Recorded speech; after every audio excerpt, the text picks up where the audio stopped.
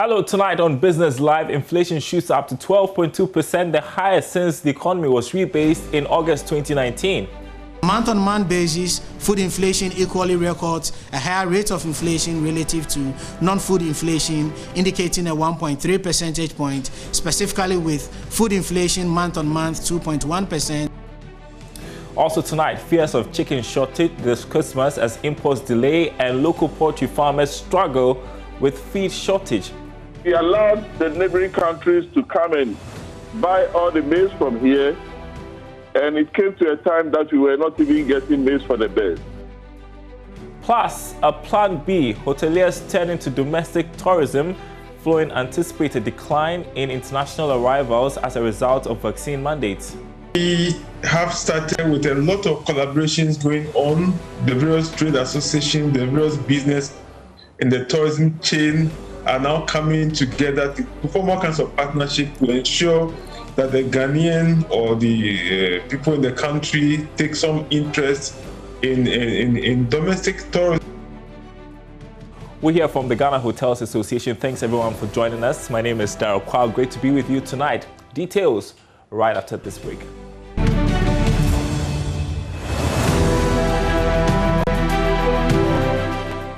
Well, first up tonight, the month of November recorded the highest rate of inflation of 12.2% since the rebasing of the economy was done in 2019. This indicates that prices of goods and services witnessed upward adjustment during the period. Housing, water and electricity once again topped the list of factors that contributed to the rate of increment. According to government statistician Professor Samuel Kobnenim, food inflation also experienced some increment over the period. Here's more.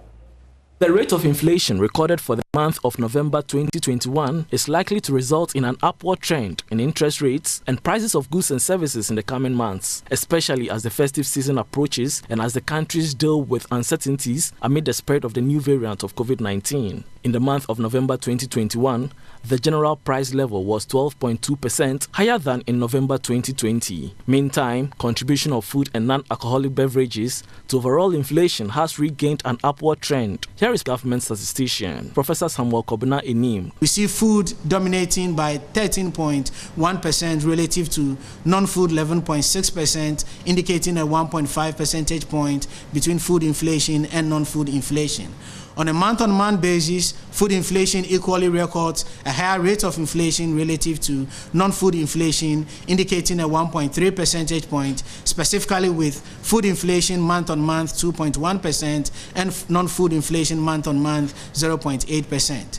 Housing and transport continue to record the highest rate of inflation as housing, water, electricity and gas recorded 20.5% and transport 16.0%. Inflation rates for Upper West and Northern regions remain high, with Eastern region recording the least inflation. From the regional perspective, we see a wide range between the region with the highest inflation, that is the Upper West region, standing at 17.2%, and the region with the least inflation, that is Eastern region, 2.7%, indicating a variation of 14.5 percentage difference between the Upper West region, which has the highest inflation rate of 17.2%, and Eastern region with the least inflation rate of 2.7%. Inflation for locally produced items continue to dominate imported items. Well, tonight there are fears of chicken shortage this festive season. Can you imagine that? Well, a graphic business report earlier this week said for the first time in a long while, cold stores are unable to stock up chicken and other poultry proteins for sale ahead of the festivities. This has been attributed to import delays. Now, meanwhile, local poultry farmers are struggling with shortage of feed. Here's President of the Ghana National Poultry Farmers Association, Victor Oponje, speaking earlier on the marketplace. Oh, we found a lot of engagement with the ministry, series of meetings. But the challenge was that, basically the feed is basically about maize, soya, and wheat bran. And we allowed the neighboring countries to come and buy all the maize from here, and it came to a time that we were not even getting maize for the birds. We found a series of meetings with the ministry, and still the situation has not changed very much. Well, we know that every year we use live birds for the festive season. So despite the challenges that we still have some supply for the public. So the public accept that the prices will be up because the feed input, especially the maize, has gone up over 250%. So definitely the prices of bears will go up. And just think about it. Christmas without chicken is not the same. Let's turn to other stories you're following for you tonight. Hoteliers are re-strategizing on revenue streams by shifting from a reliance on international travelers and tourists to domestic clients. It comes as a number of bookings for Christmas have reportedly been cancelled following the announcement of the mandatory vaccination at the country's airport amid the spread of the Omicron variant.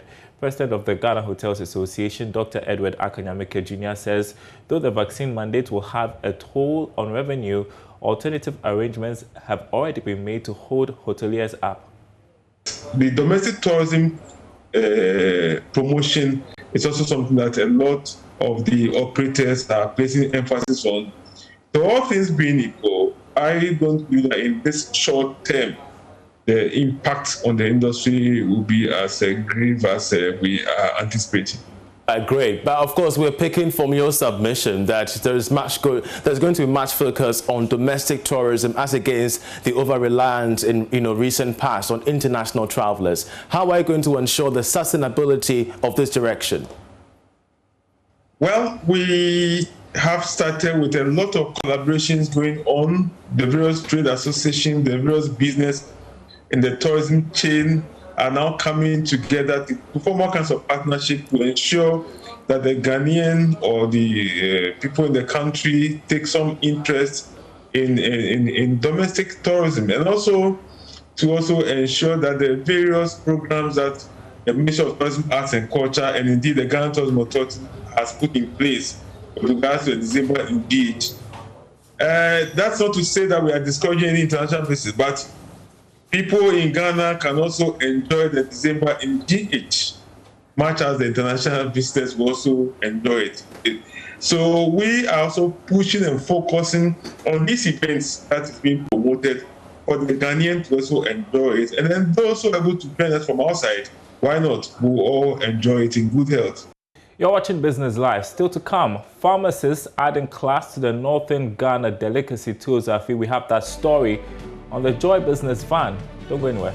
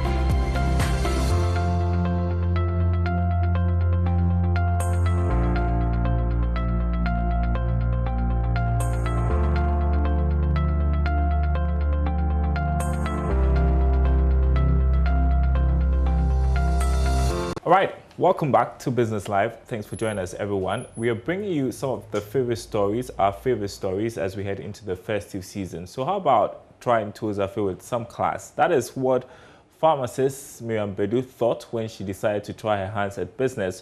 She is making the Northern Ghana delicacy much more popular in corporate Ghana. The Joy Business Van brings you her story tonight. Hello, Joy Business Van.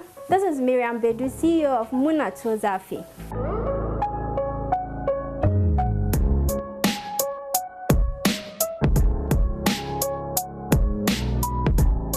I'm a pharmacist by profession. I graduated from KNUST in 2007, and I'm currently a practicing pharmacist with special focus in sales and marketing in the pharma industry. So what is a practicing pharmacist doing selling Tuozafe? So it all started 2 years ago. That was in 2019. After close of work one night, I was in deep thoughts, and interestingly, I stumbled upon the food businesses in Ghana. So I decided to do a little research online to see what their focus was on. And I realized that most of the focus was on the rice dishes. And most of them were packaged very nicely. But when you research into Tuozafe, which is a delicacy by the Northerners, I'm a Northerner, and having those roots, I thought it intriguing to at least venture into that kind of business. Tuozafe, the thick porridge of corn flour, eaten by tearing off a chunk and dipping it into a soup, usually of a green leaf, locally called ayoyo, is a staple food of the people in the northern part of the country.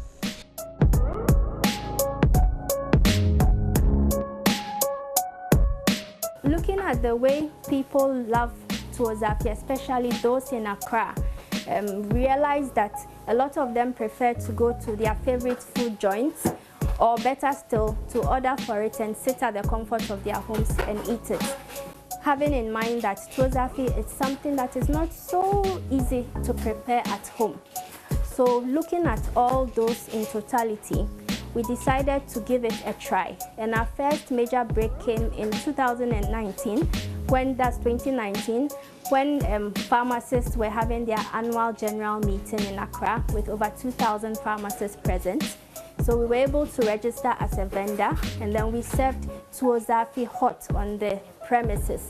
And the feedback we got afterwards was very mind-blowing. That was when Miriam decided to give a bit more attention to the business, targeting corporate institutions. She developed the Muna Pack. With this Muna Pack concept, there's so much excitement on the market. Anyone who has seen it is so fascinated by the packaging. The pack alone is inviting. Plus, we have a table mat, wet wipe, spoons, and then the various things that go with it. The packs are eco-friendly. Being a pharmacist, Miriam knows too well packaging hot food in polythene bags, as is often the case, is unhealthy. The Muna packs are doing very well thanks to social media.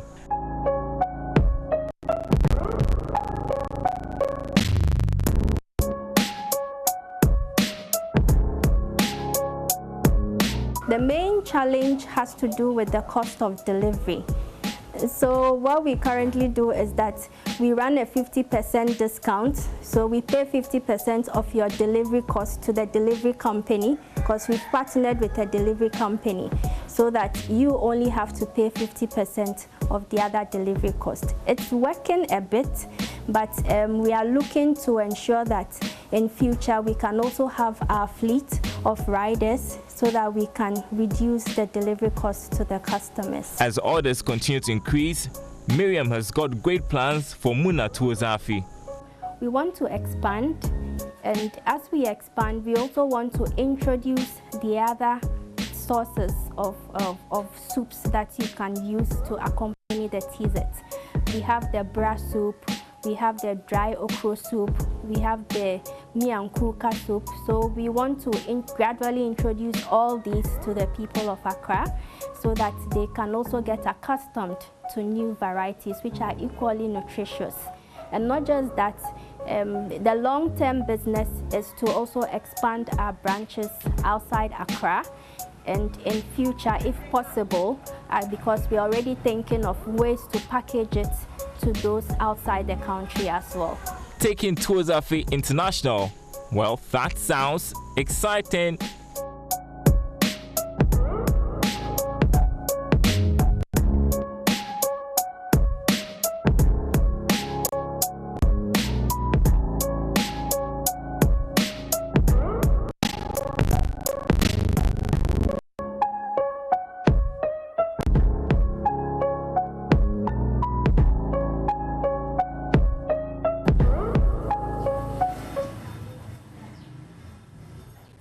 All right, one more story before we go tonight. Founder of the JACCD Design Institute Africa, Joyce Ababio, says it is high time Ghanaians upheld the creative arts industry and recognize its impact on the national economy. She was speaking at the maiden edition of the Creative Education and Career Fair organized by her outfit here in Accra. The fair was under the theme Investing in Creative Education for National Development, the role of JACCD Design Institute Africa. The fair created an opportunity for industry players, potential creatives and students to discuss opportunities in the sector.